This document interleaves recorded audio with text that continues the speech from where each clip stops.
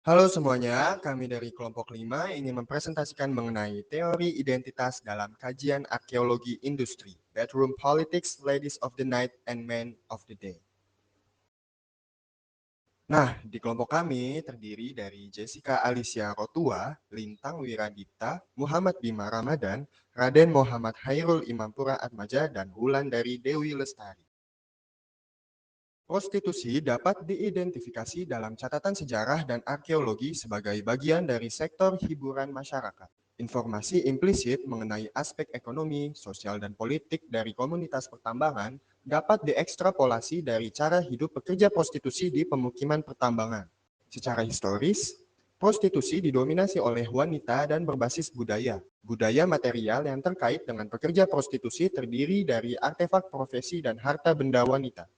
Gender sebagai alat arkeologi. Studi mengenai prostitusi di perbatasan memberikan kesempatan untuk mengeksplorasi peran gender dalam hal kendala budaya pada perilaku, kekuasaan, dan hubungan gender, dinamika spasial, gender dan ras, serta makna budaya yang diberikan kepada kelompok yang dilahirkan.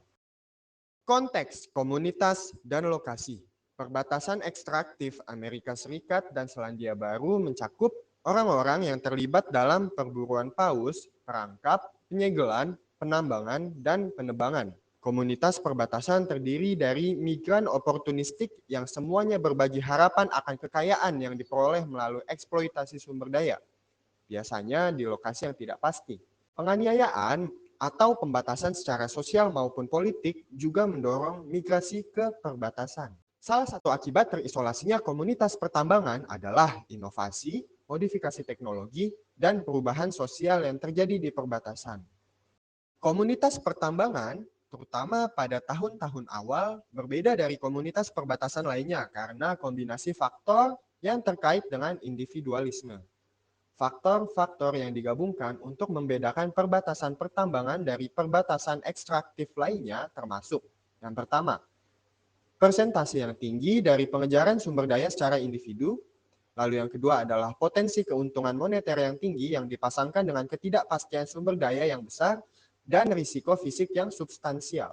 Lalu yang ketiga adalah persentase yang tinggi dari privatisasi atau kepemilikan atau hak mineral individu. Lalu yang terakhir adalah kerahasiaan tentang situs dan eksploitasi sumber daya. Akibatnya, sering terjadi adanya isolasi dan konflik dalam konteks lingkungan yang jauh dan menuntut. Melakukan bisnis dunia hiburan. Rasio populasi pria dewasa yang tinggi di pertambangan mengakibatkan permintaan untuk persahabatan dan seksualitas wanita. Pengusaha, termasuk prostitusi, mendirikan bisnis di pemukiman baru. Pemisahan pemukiman prostitusi tidak terlihat di kamp-kamp pertambangan yang menjadi ciri fase pemukiman awal.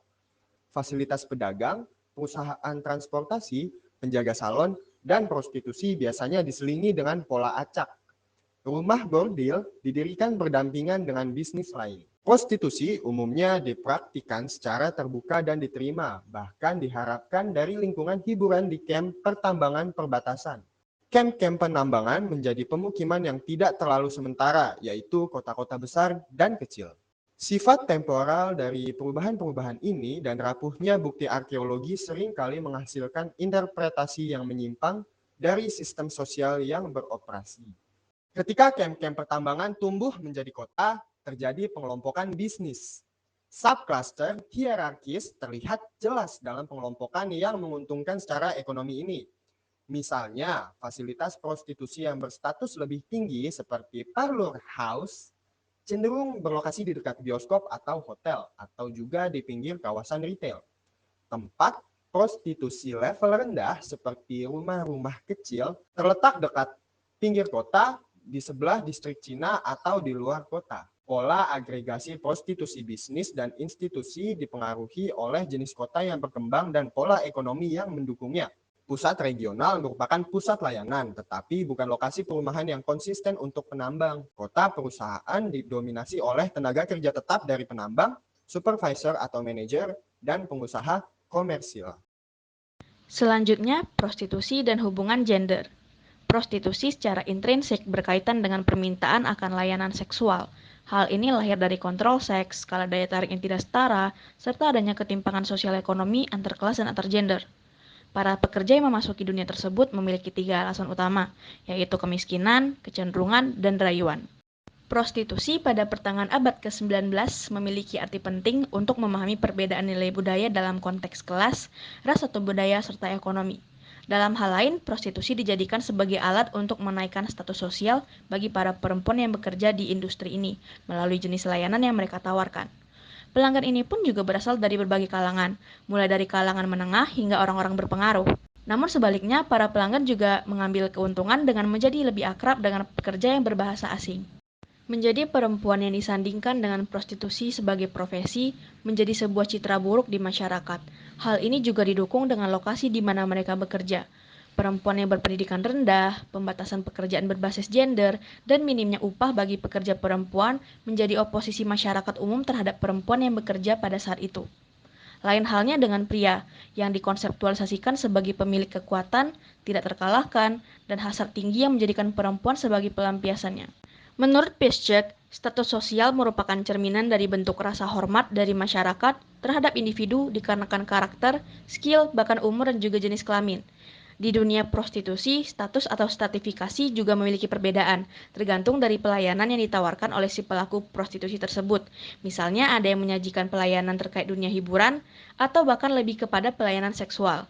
Hal ini paling lazim terjadi di komunitas pertambangan. Di setiap negara di dunia, bentuk stratifikasi sosial memiliki kesejarahan berbeda. Misalnya di Colorado, Amerika Serikat, seorang gadis petani bernama Lillian Powers menjadi pelaku prostitusi di Cripple Creek. Lillian kemudian membuka rumah bordil yang menjadi tempat berlangsungnya kegiatan prostitusi. Di Virginia, wanita berkulit hitam tinggal di tempat yang sama dengan wanita berkulit putih. Namun mereka memiliki pekerjaan yang berbeda. Black women melakukan aktivitas prostitusinya di Silver City, Idaho, dan mereka membuat rumah bordil bernama Pink House. Di daerah pertambangan lain yang lebih besar, masyarakat Hispanic juga melakukan prostitusi. Tapi mereka kerap dilecehkan dan menjadi minoritas karena tidak bisa berbahasa Inggris. Prostitusi yang berkedok dan menggunakan French identity menjadi sangat diinginkan. Banyak orang Euro-American mencaplok dan berkedok menjadi orang berdarah Prancis agar daya jual prostitusi mereka semakin tinggi. Di New Zealand, bahkan tidak ada prostitusi dari kalangan Hispanic, Japanese, atau bahkan dari kaum berkulit hitam. Malah di New Zealand didominasi oleh ras Kaukasoid. Sayangnya sedikit sekali manuskrip sejarah yang menceritakan tentang riwayat dan perkembangan prostitusi di New Zealand. Ini terjadi pada tahun 1870-an ketika Irish Kaukasoid berpindah dari Victoria ke Otago. Teori Collin membuktikan bahwa sexual stratification atau status seksual dalam prostitusi benar adanya, walau dari waktu ke waktu terjadi penurunan. Namun, tentu saja kultur dan kebiasaan ini mulai memudar karena berkurangnya jumlah populasi perempuan di pertambangan dan juga kontrol sosial yang semakin mengetat. Berikutnya adalah perempuan penduduk asli. Di Selandia Baru terdapat pencatatan keterlibatan perempuan Maori dalam prostitusi. Beberapa perempuan Maori melakukan prostitusi disebabkan oleh masalah ekonomi selama masa pertambangan, tapi yang terdokumentasi hanya sedikit. Lalu, contoh lain ada keterlibatan orang Amerika mengenai prostitusi di kota Virginia dan Jacksonville. Prostitusi tersebut terjadi akibat tuntutan dan tekanan ekonomi. Baik di Amerika Serikat dan Selandia Baru, sebagian besar istri dari para pekerja pertambangan melakukan prostitusi akibat menjanda, faktor ekonomi, dan kesepian. Selanjutnya ada emigrasi Cina. Emigrasi Cina terjadi akibat yang pertama tekanan politik, kedua ekonomi, ketiga populasi penduduk yang berlebihan di Cina, yang keempat rusaknya sistem irigasi sebagai akibat dari penurunan pemerintahan Kekaisaran Qing menyebabkan kelaparan, yang kelima perang opium, dan yang keenam pemberontakan internal. Hal tersebut mendorong masyarakat untuk bermigrasi dari Cina Selatan ke Gold Hill atau Amerika Serikat dan New Gold Hill atau Australia dan Selandia Baru sebagai pendatang yang tidak mempunyai pengalaman dalam bidang pertambangan. Selanjutnya, prostitusi Cina di Amerika Serikat. Orang Cina mempunyai komunitas tersendiri dan komunitas tersebut menerima prostitusi sebagai tindakan anak perempuan yang baik, bukan sebagai tindakan yang negatif. Terdapat sistem atau struktur patriarkal, yaitu seorang anak perempuan mempunyai kewajiban untuk mengembalikan ekonomi dengan melakukan pembelian atau penjualan diri, seperti menjadi seorang pengantin, selir, pelayan, dan pendamping. Dalam menentukan harga tersebut disesuaikan dengan negosiasi keluarga. Dalam melakukan prostitusi terdapat kontrak yang berisi biaya dan persyaratan. Ekonomi juga memainkan peran kunci dalam integrasi segresi sikap moral dan penerimaan prostitusi di komunitas Cina. Terdapat sistem kelas dalam prostitusi Cina, yaitu yang pertama wanita Cina yang berstrata tinggi, tertutup dari kontak dengan Euro-Amerika. Pandangan laki-laki Cina berpendapat bahwa wanita Cina jika melakukan prostitusi dengan orang yang berkulit putih dianggap merendahkan. Lalu yang kedua, wanita Cina strata rendah. Pelayanan wanita berstrata rendah dijual kepada semua kalangan. Prostitusi Cina di perdagangan Amerika Serikat. Hip Yitong mendominasi perdagangan prostitusi Cina Amerika Serikat pada pertengahan 1870-an dengan mengimpor 6.000 wanita atau sekitar 87% dari total populasi perempuan Cina yang bermigrasi pada tahun tersebut. Banyak dari wanita-wanita ini bekerja di rumah bordil Cina, San Francisco, dan yang lain dijual atau dipekerjakan untuk melayani di wilayah pertambangan Cina dan prostitusi di Selandia Baru. Ukuran populasi Cina relatif rendah di Selandia Baru dibandingkan dengan Amerika Serikat, sehingga menghasilkan permintaan prostitusi yang lebih rendah. Selama abad 19, penduduk Cina di Selandia Baru hampir semuanya laki-laki. Pada tahun 1878, ada 4.427 pria Cina dan 15 wanita Cina di Selandia Baru. Laporan surat kabar menunjukkan ada beberapa wanita Eropa yang menikah dengan pria Cina. Pada tahun 1880-an, 8-11 pria di Cina di wilayah itu menikah dengan wanita Eropa. Kemudian rumah bordil Cina beroperasi di wilayah dan kota-kota Cina di Selandia Baru. Tetapi prostitusi tersebut tidak dilakukan oleh orang Cina tetapi oleh orang Eropa. Selanjutnya ada material culture atau kebudayaan material. Data sejarah menunjukkan jenis budaya material yang terkait dengan PSK terdiri dari berbagai strata, jenis layanan yang diberikan, dan konteks atau fase hunian masyarakat. Jenis atribut barang material yang digunakan menjadi sarana di mana informasi tentang sistem ditransmisikan terlihat dan konkret. Jadi, budaya material seringkali merupakan tampilan afiliasi atau status yang terlihat. Pekerja perempuan atau di luar industri seks sering melaporkan kesulitan berpakaian dalam gaya dan makanan dengan baik dengan upah yang mereka peroleh. Seifer 1991 membuat perbandingan analisis rumah bordil dan beberapa rumah bordil lainnya dari kulit hitam dan kulit putih, kelas pekerja, dan menegaskan secara arkeologis kehidupan yang baik dari pelacur. Budaya material harus dipahami dalam konteksnya. Peninggalan dari kontemporer, bangunan, dan bisnis harus digunakan sebagai ukuran komparatif untuk memahami sisa-sisa peninggalan rumah bordil dan tempat-tempat lain dari pelacur atau PSK. Selanjutnya, parlor houses dan brothels. Rumah-rumah panti dan rumah bordil lebih besar dari tempat-tempat lain yang menyediakan layanan prostitusi. Mereka melayani untuk hiburan serta seks. Rumah bordil adalah jenis rumah yang khas, terdiri dari wanita asrama yang tinggal bersama di tempat kerja mereka. Analisis komparatif tempat yang ditempati oleh PSK dengan kontemporer rumah dan hotel mengurangi masalah yang timbul dari variabilitas seperti isolasi dari barang, fluktuasi ekonomi, ukuran komunitas, faktor demografi, fase komunitas, dan lain-lain. Hipotesis tentang frekuensi peninggalan komparatif akan berbeda untuk wanita yang beroperasi di luar rumah atau asrama, seperti yang dilakukan banyak wanita yang berstatus menengah dan wanita yang berstatus rendah. Tempat tinggal terpencil dari seorang pelacur atau PSK berstatus rendah mungkin sulit dibedakan dari seorang janda. Dalam banyak kasus, mereka adalah satu dan sama karena tekanan ekonomi. Identifikasi perempuan yang terlibat dalam pelacuran sesekali bermasalah.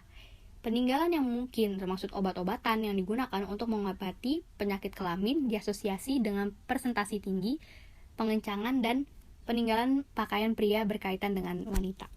Berikut terdapat kasus wanita pelacur berstatus menengah bernama Julia Bullitt yang bekerja dari tempat tinggal asramanya. Surat wasiatnya dan artikel surat kabar yang berkaitan dengan kematiannya memberikan gambaran tentang seisi asramanya. Selanjutnya adalah hubungan ekonomi dan sosial. Di kota-kota di Amerika Serikat dan Selandia Baru, sebagian besar pelacur menghasilkan uang dari pekerjaan mereka sendiri. Uang yang mereka hasilkan juga digunakan untuk membeli barang-barang yang berhubungan dengan pekerjaan mereka, seperti pernak-pernik dan minuman. Regulasi prostitusi. Undang-undang prostitusi Selandia Baru hampir seluruhnya didasarkan pada Presiden Inggris tahun 1984. Parlemen memberikan hak kepada orang untuk menjual bantuan seksual, tetapi berusaha juga menjaga kegiatan tersebut agar tetap tertib. Perubahan pola agresi pelacur dapat digunakan untuk mengidentifikasi ekonomi dan perubahan sosial yang dihasilkan dari komunitas pertambangan perbatasan. Tentu saja ada pengecualian seperti daerah yang memiliki populasi istri dan anak perempuan yang tinggi. Kesimpulan, cara hidup pelacur dan wanita penghibur di kota-kota pertambangan berubah dari waktu ke waktu sebagai cerminan dari konteks di mana mereka bekerja. Perekonomian komunitas pertambangan perbatasan didasarkan pada sumber daya yang dapat habis dengan komposisi geologi yang bervariasi. Faktor-faktor lain juga mempengaruhi masyarakat seperti ekonomi berdasarkan opsi saham, bencana alam seperti banjir atau yang lebih umum adalah kebakaran atau sistem transportasi dan kedekatan dengan kota yang lebih maju. Pelacur perempuan sebagai elemen masyarakat tempat mereka beroperasi meninggalkan catatan sejarah arkeologis tentang aktivitas sehari-hari yang terkait dengan bisnis dan jalan hidup mereka sebagai perempuan. Dimensi spasial dari cara hidup mereka berubah dari waktu ke waktu dalam kaitannya dengan perubahan dalam masyarakat. Berikut adalah sumber referensi yang kelompok kami gunakan. Sekian presentasi dari kelompok kami. Apabila ada pertanyaan, saran, dan tanggapan, dipersilahkan. Terima kasih.